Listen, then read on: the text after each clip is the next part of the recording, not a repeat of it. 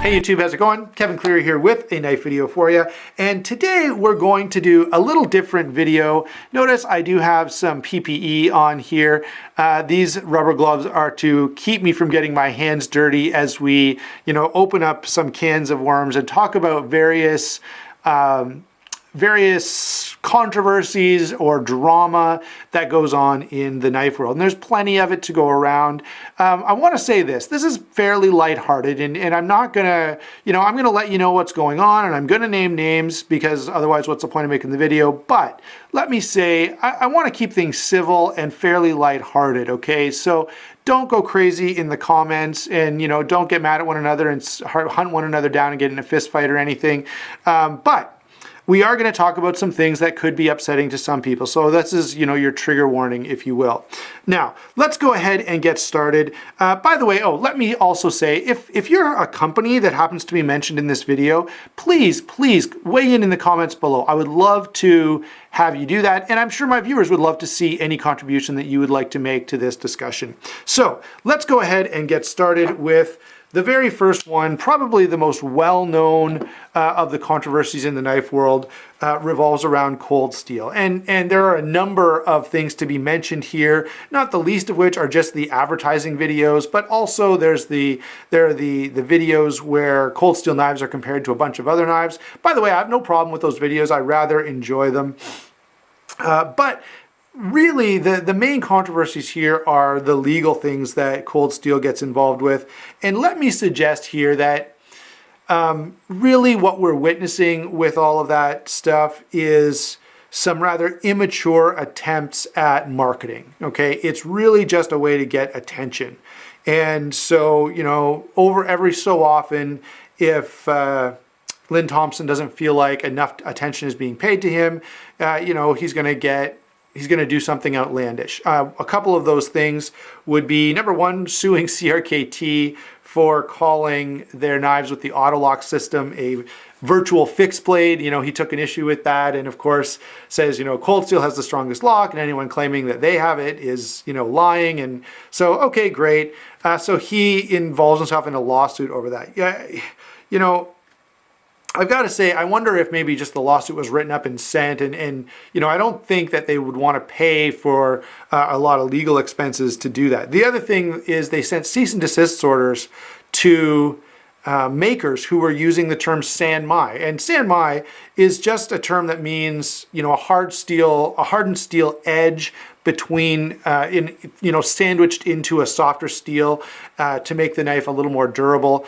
Great idea, been around for hundreds, maybe thousands of years, really for sure thousands of years.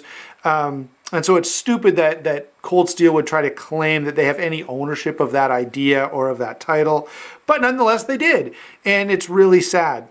So those are the main things involved with the cold steel controversy. Now, having said that, I think that stuff is really stupid. And I think whoever's in management, whether it be totally Lynn Thompson or whether there are others on the management team that are supporting some of those ideas, I think it's a really stupid idea, okay? That said, I still like cold steel knives and I still enjoy carrying them and using them. They do make a good quality knife. I've never been disappointed with any of their offerings. So I still like the knives. I just think some of their business decisions have been really stupid. Moving on to the next one. I am going to leave these knives here so you have something to talk about, especially because some of these I'm not going to have a knife to show you. The next one, though, is going to be about Microtech. And of course, right now, the big thing is the Matrix, which Kershaw released this year. And of course, it's kind of meant to poke fun at Anthony Marfione. The name means snake in the grass. And, they kind of made some comment about the fact that someone really likes this design, referring to the Microtech Matrix, which was, of course, very close to the Zero Tolerance 0777. And that controversy has been going back and forth for a while, but it's, of course, been reignited, if you will, by the Matrix. By the way, I wish they would have been a little more understated about it. I wish they would have just released the knife, called it the Matrix, and not said anything and let everyone figure out what was going on. I think that would have been a little more fun and interesting.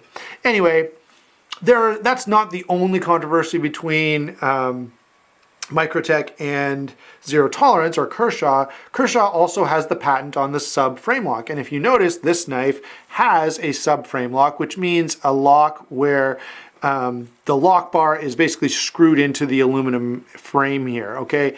And the Kershaw Knockout is like that. By the way, the Kershaw Knockout is a fabulous knife, absolute gem, to borrow a term from Nick Shabazz. Now, hopefully, him and I are not the next drama that I have to discuss. But anyway, Kershaw does own the patent on this, and they've kind of sent Microtech notice that you got to stop using it, and Microtech has. They found a workaround that allows them to still keep their designs that look like this while finding another way to attach the lock bar to the frame. So not the end of the world, and I'm glad of that. I really need a Microtech SOCOM. I haven't got one yet, but it is on my list of knives to pick up at some point. So anyway, especially, you know, I like the one with the aluminum handle and the subframe lock. So that was a bit of a problem for me. So Microtech, cold steel. Next up is going to be Quartermaster. Now I don't have a Quartermaster knife to show you, but I'll roll one in here. There you go. Quartermaster knives, the big thing there is, you know, these guys make some really interesting designs. They're all named after 80s characters, popular 80s characters. I think they're now using even some Star Wars names. I think I saw one called the Yoda, but they're like Doc Brown and Marty McFly and all kinds of names from Back to the Future. And the knives, the designs are not that appealing to me, okay? So that's why I don't have any to show you. But the controversy is that they claim that their knives are made in the USA, although they must be made in some top secret facility, you know, buried underground in a missile silo or something, because no one can find the manufacturing facility where these things are made, which has caused a lot of people to say, you know, you're lying, they're not really made in the US, they're made in China or somewhere else overseas, and then shipped here. So that's been an ongoing thing. Of course, the obvious solution would be for Jared West to say, hey, here's our manufacturing facility, here's some people who work for Quartermaster USA and do the manufacturing, but he's yet to do that, which means the controversy remains. Now, since we have this knife out here, this is, of course, my DOC. I love this knife, by the way, and I love Microtech knives. Obviously, the controversy hasn't stopped me from liking either ZT or Microtech. By the way, I should bring a ZT in here since we talked about them a minute ago. There we go. But the DOC is a collaboration between Strider and Microtech, and it's about the size and shape of an SMF. I'm not a fan of the SMF or the SNG. I don't know. I've tried a few Striders, and I don't find that the grind on the blade is very good. I find them too thick behind the edge. Therefore, they don't cut well. Therefore, I'm not interested because I need knives that cut. But anyway, the main controversy here is that Mick Strider is an honor thief. That is, he claims military service and has not actually had any, or his military service was not whatever he says that it is. And I don't really... I'm not going to get into this. If you want, you can really get into this. There are people who've like researched his background and, you know, looked up military records and all kinds of things like that. Obviously, some people have a lot more time on their hands than I do, but that's the claim. And again, this is one of those things where if Strider would produce, if Mick Strider would produce some documentation, it would kind of all be over, but he hasn't done that.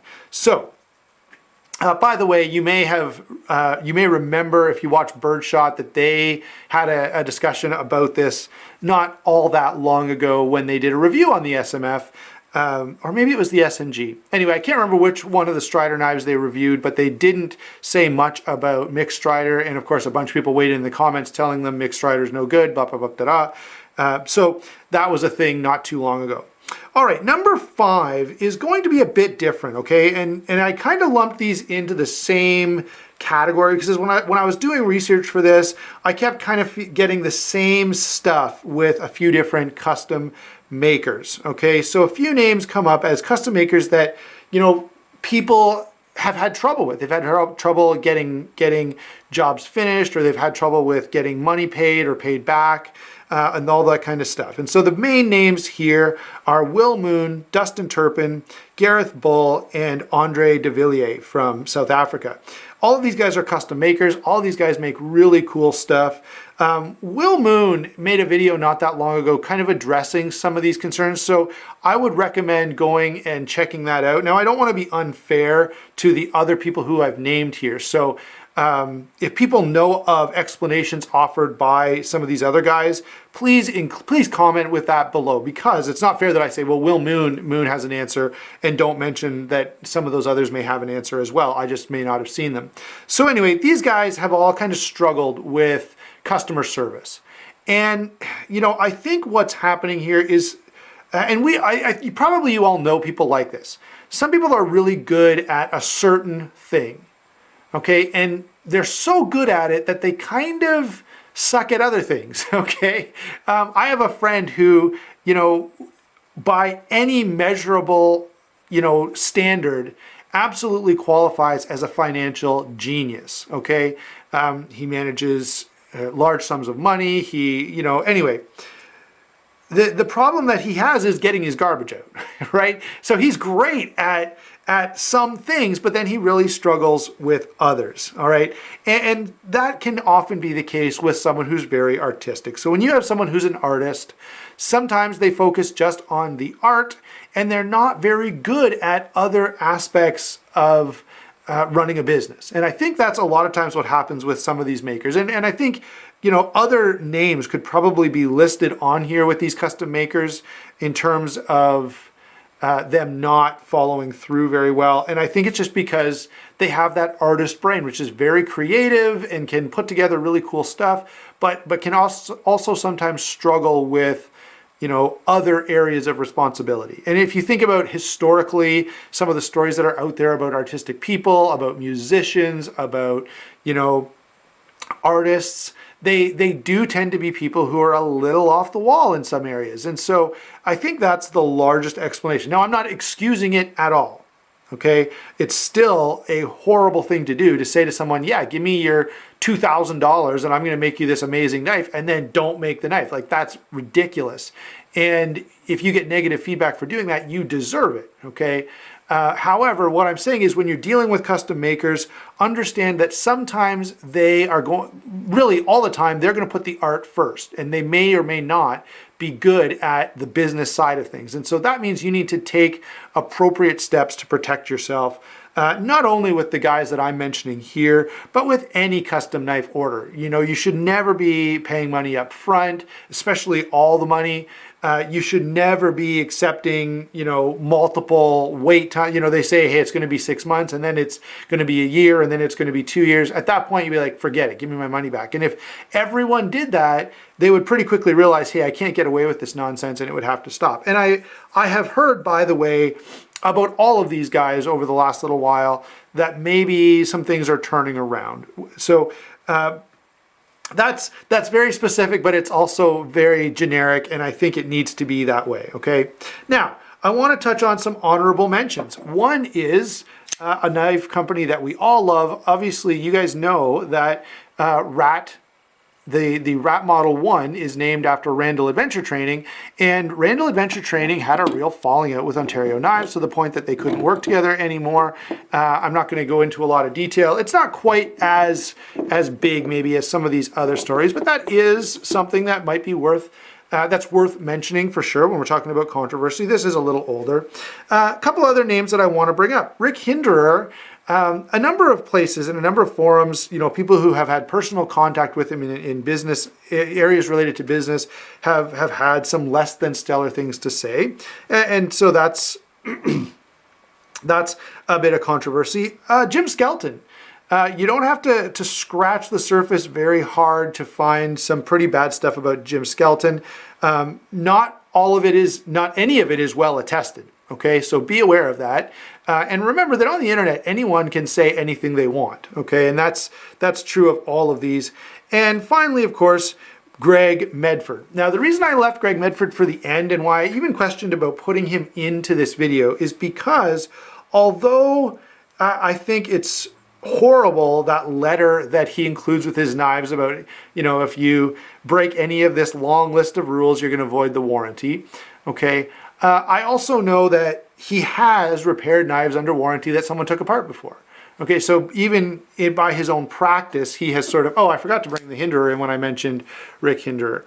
Now we're out of room, so it's going to have to kind of be tucked up here into the corner. Anyway, so Greg Medford, I think the thing that gets him in trouble is just his personality.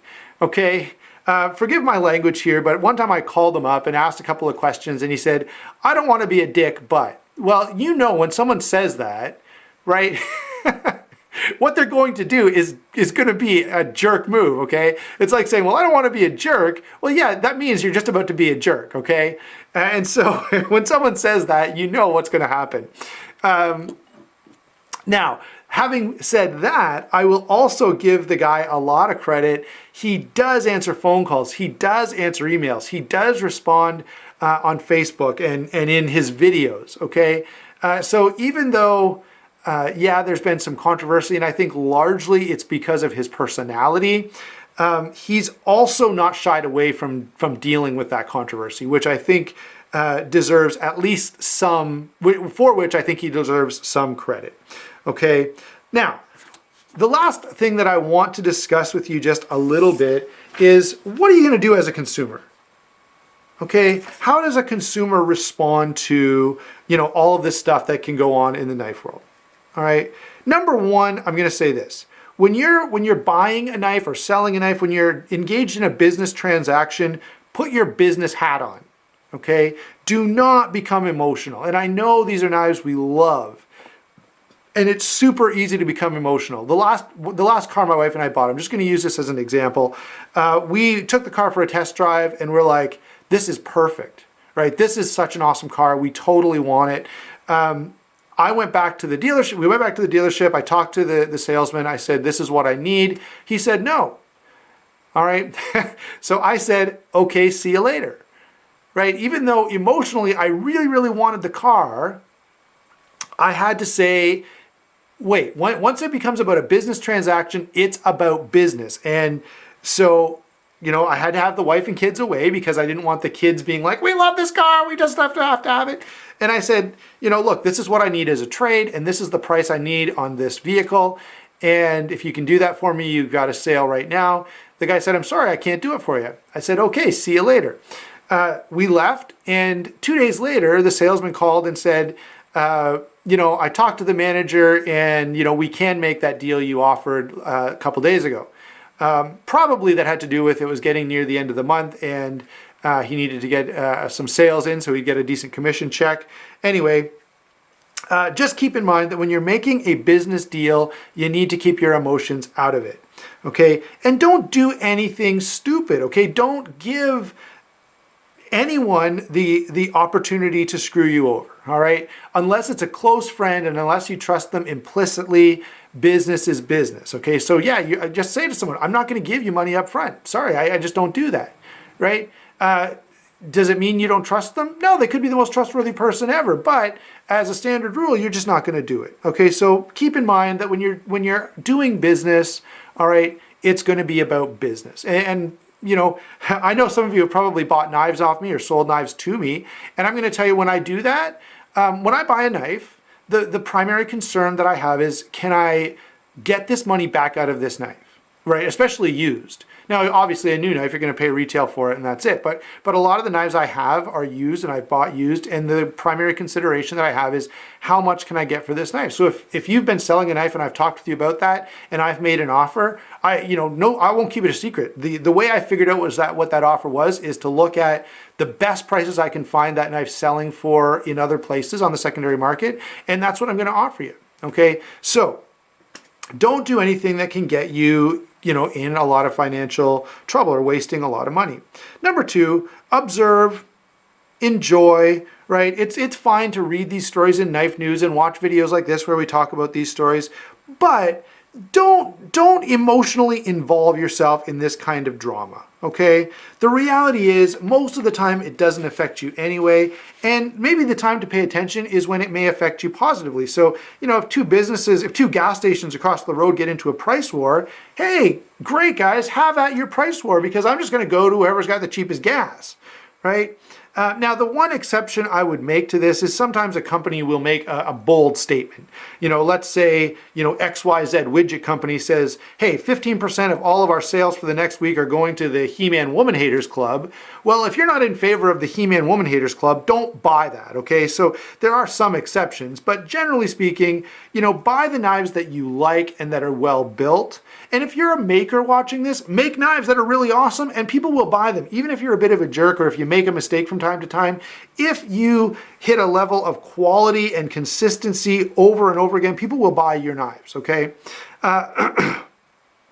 So that's the other side of this. Obviously, this changes if the product is a piece of junk. Well, then don't buy it, right? And sometimes you will get controversy related to that. So there you go. So in the end, the last thing I would say is, you know, don't invest too much into this drama, okay? Don't start making buying decisions because, you know, hey, I heard, you know, so-and-so was a jerk, or I heard that this company made this, you know, who cares what you heard? You know, what I like to know is this person making a good knife or are they not making a good knife? As a consumer, ultimately, that's what matters. And outside of that, you know, I don't get too personally invested in all of the drama that goes on, although from time to time I enjoy watching it. Also, don't forget that everyone is human, okay? And I'm going to make mistakes, you're going to make mistakes, and when people do make mistakes, here's what I think you should do. Treat them the way you would want to be treated if you had screwed up, okay? So there you go, guys. Hope you enjoyed the video. Love to hear your comments down below. We'll talk to you soon. Oh yeah, and don't forget to hit that like and subscribe button.